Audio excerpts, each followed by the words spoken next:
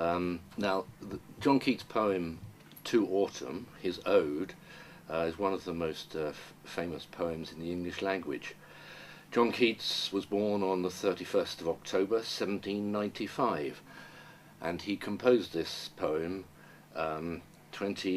nearly 24 years later, in 1819,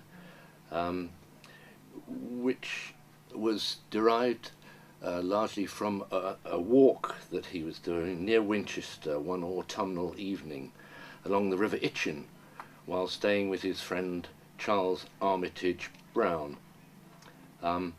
It marks the end of his poetic career, actually, as he needed to earn money and couldn't any longer devote himself to the life or the lifestyle of a poet.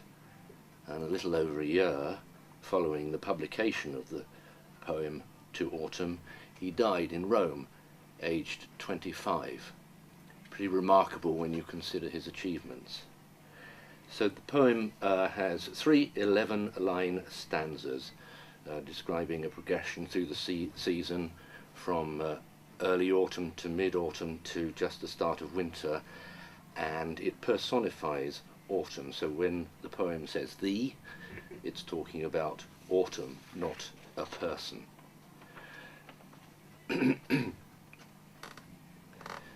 Season of mists and mellow fruitfulness, close bosom friend of the maturing sun, conspiring with him how to load and bless with fruit the vines that round the thatch eaves run, to bend with apples the mossed cottage trees, and fill all fruit with ripeness to the core, to swell the gourd, and plump the hazel shells with a sweet kernel, to set budding more and still more later flowers for the bees, until they think warm days will never cease, for summer has o'erbrimmed their clammy cells.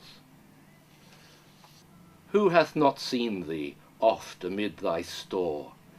Sometimes whoever seeks abroad may find thee sitting careless on a granary floor, thy hair soft lifted by the winnowing wind, or on a half-reaped furrow sound asleep, drowsed with the fume of poppies, while thy hook spares the next swathe and all its twined flowers.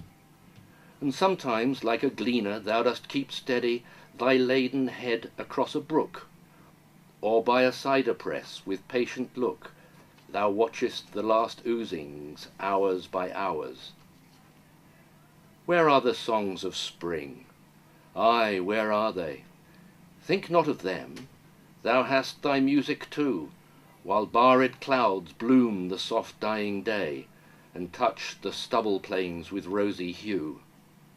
Then in a wailful choir the small gnats mourn among the river sallows, borne aloft or sinking, as the light wind lives or dies. And full-grown lambs loud bleat from hilly bourne. Hedge crickets sing, and now with treble soft the redbreast whistles from a garden croft, and gathering swallows twitter in the skies. Wonderfully graphic, that, isn't it? Mm.